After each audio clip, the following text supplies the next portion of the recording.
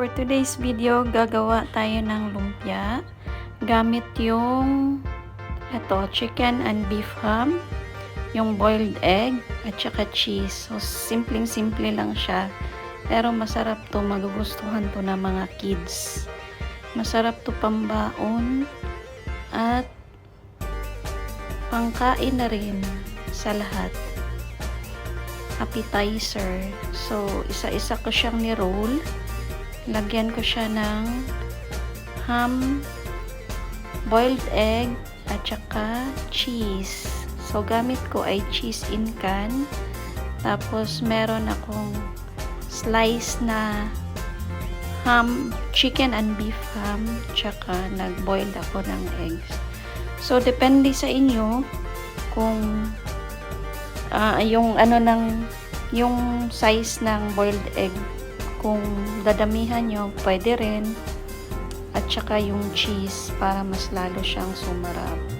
So, i-roll mo lang siya hanggang sa matapos lahat yung sheets ng lumpia.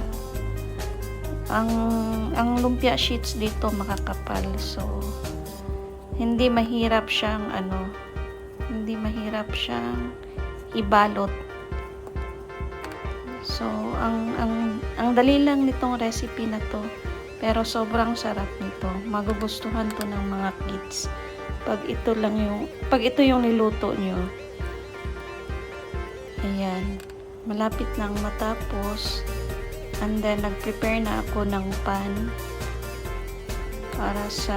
at nilagyan ko ng mantika. Meron pa tayong used oil, pwede natin gamitin yun kasi pinagprituhan lang naman natin ng chicken yun. So, ito. Ayan. Hanggang sa matapos lahat. At maubos yung sheets niya. So, ito, prepare na siya. Ayan. Ilagay ko na. Hindi ko na nabigluhan kung paano ko nilagay. So, ayan. Ganyan lang siya kasimple. Tsaka, ang bilis niyang maluto kasi cook na lahat yung mga na yun. Yung sheets lang nung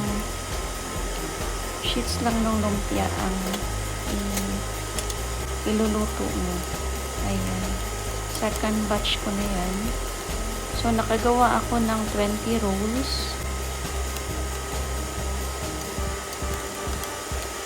20 rolls yung nagawa ko na lumpia with boiled egg, chicken and beef ham, at saka cheese.